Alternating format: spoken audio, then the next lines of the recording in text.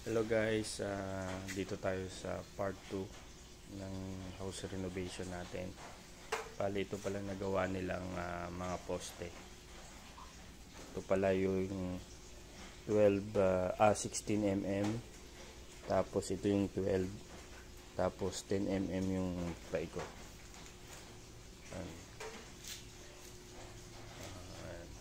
Kita nyo naman, ano yan na 6 na poste yung nagawa nila. Yan. Tapos sabi ni Foreman kulang pa raw yung bakal, so mag-order ulit tayo. Yan. Ito yung mga nagawa nila. Ito naman po, biga naman po yan. Beam, para kasi slab tayo. Yan. Hindi sila makapaghukay pa kasi maulan pa rin. So nagpo-focus muna sila sa mga poste at saka beam para pag maganda na yung panahon,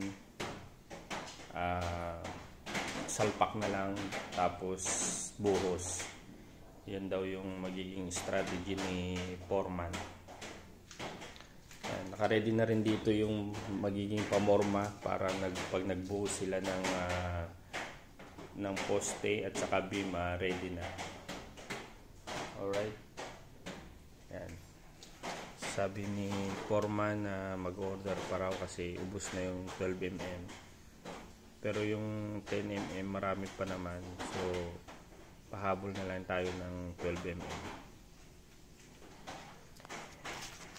Bali, actually may mga poste na to, may tago lang siya, pero sabi ni contractor ko, kailangan daw baguhin yung poste para maging matibay kasi second floor nga, tapos slab pa. So maghuhukay dito sa kanto nun, may poste doon, tapos may poste dito, at saka may poste rin doon sa kanto, may poste rin doon, may poste doon. Bali, babaguhin lahat ng poste kasi maliliit nga yung mga bakal para maging matibay yung foundation niya. Bali, yung mga bakal na yan or mga poste, provision na yun sa third floor. Kaya daw, sabi ni Foreman, kaya daw nila yung kakayanin daw yung third floor. Okay? So update tayo mamaya kung ano yung mga gagawin ulit nila mamaya. Kasi still maulan pa rin. I think until sa 30 pa rin yung ulan nito.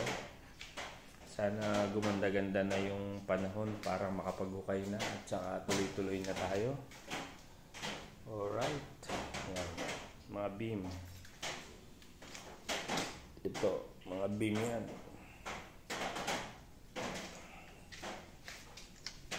Ayan.